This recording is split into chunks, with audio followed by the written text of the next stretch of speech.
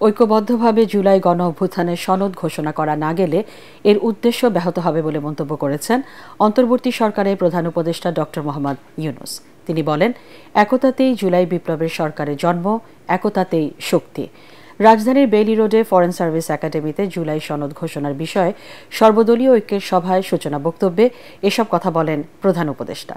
বৈঠক শেষে আইন উপদেষ্টা আসিফ নজরুল বলেন, এই বিষয়ে আরও আলোচনার প্রয়োজন, তবে কালক্ষেপণ করা হবে না। রিপোর্ট করছেন মাজহারুল হক মোহাজে। জুলাই ঘোষণাপত্র নিয়ে প্রধান উপদেষ্টার আমন্ত্রণে সর্বদলীয় বৈঠক।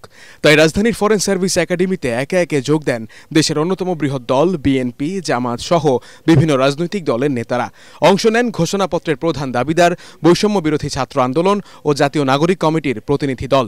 এ সময় প্রধান উপদেষ্টা ডক্টর ইউনূস বলেন, এই সরকারের জন্মই হয়েছে ঐক্যের মাঝখানে, ঐক্যের মাধ্যমেই এর সৃষ্টি। তিনি জানান, এককভাবে এই ঘোষণাপত্র কখনোই সম্ভব নয়। ছাত্ররা শুরুতে না বুঝলেও পরে তা বুঝতে পারে। এটা পরিষ্কার, এটা না করলে এটা ঠিক হবে না। যে একতা দিয়ে তোমরা 5 জুলাই সৃষ্টি করেছিলে সেটার অবমাননা হবে। তারা খুব খুশি হয় না আমার কথায়, কিন্তু ক্রমে তারা বুঝলো যে 5 অগস্ট যদি রিক্রিয়েট করতে হয় তাহলে এইভাবেই করতে হবে, একত্রে করতে হবে। সেই কথার থেকেই এই আলাপ শুরু, যেভাবে একত্রে করা যাবে। আজকে এই আলোচনাটা একে কেন্দ্র করেই হবে।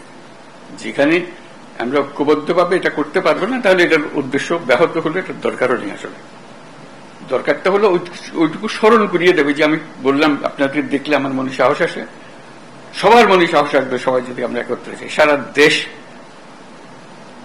একেবারে চমকে উঠবে যে হ্যাঁ, আমরা তো আছি, জেগে আছি। এখন আমরা ভোতা হয়ে যাইনি, আমাদের অনুভূতি ভোতা হয়নি। এখন আমাদের অনুভূতি এখনো সে চাঙ্গা আছে। বসুন্ধরা ডায়াপেন্ট এখন আরো উন্নত। এই হট এয়ার থ্রো টপশিট দ্রুত শোষণ করে সোনামণিকে দেয় কোমল অনুভূতি। বৈঠক শেষে গণমাধ্যমের মুখোমুখি রাজনৈতিক দলের সদস্যরা বলেন, বৈঠক থেকে এখনো কোনো সিদ্ধান্ত আসেনি। ঘোষণাপত্র নিয়ে তাড়াহুড়া না করার তাগিদ দেন কেউ কেউ। উপস্থিত সকল রাজনৈতিক দল জুলাই অভ্যুত্থানের চেতনা এবং এই জাতীয় ঐক্য ধারণ করে স্বাধীনতার পূর্বাপর এবং জুলাই অভ্যুত্থান পরবর্তী রাজনীতির গতিধারাকে একটা ঐক্যের পথে পরিচালিত করার স্বার্থে বস্তুনিষ্ঠ সত্য তুলে ধরে ধারণ করে একটা জুলাই অভ্যুত্থানের ঘোষণাপত্র প্রণয়ন করা হোক, এ ব্যাপারে সকল দল আমরা একমত হয়েছি। তাড়াহুড়া করে যেন প্রক্রিয়ায় যাতে কোনোভাবে এটা তৈরি না হয়, এখানে সরকারের দিক থেকে এই উদ্যোগটা নেওয়া দরকার একটা ঘোষণাপত্র তৈরির জন্য। এবং এইটা আসলে কি হবে, এটা প্রোক্লামেশন, ডিক্লারেশন, কিংবা এর আইনি দিক কি, কিংবা এর আইনি রাজনৈতিক দিকগুলো কি, আইনি এই প্রশ্নগুলো সকলের ঐক্যমত্যের জায়গা থেকে তৈরি হতে হবে। ঘোষণাপত্র যেন অনৈক্যের সৃষ্টি করতে না পারে সেদিকে খেয়াল রাখার পরামর্শ বিএনপি নেতা সালাউদ্দিনের। আমাদের কাছে সবচাইতে জরুরি ফ্যাসিবাদ বিরোধী জাতীয় ঐক্যকে ধরে রাখা এবং ফ্যাসিবাদ বিরোধী যে জাতীয় ঐক্য সৃষ্টি হয়েছে জুলাই আগস্ট গণ অভ্যুত্থানের মধ্য দিয়ে, সেই জাতীয় ঐক্যকে গণ ঐক্যে রূপান্তরিত করে সেটাকে রাজনৈতিকভাবে আমরা যাতে সাংস্কৃতিক চর্চা করতে পারি, রাজনৈতিক সংস্কৃতির মধ্যে নিয়ে আসতে পারি এবং সেই ঐক্যকে ধরে রেখে জাতিকে এগিয়ে নিয়ে যেতে পারি, সেটাই আমাদের এখনকার জন্য সবচেয়ে বড় চ্যালেঞ্জ।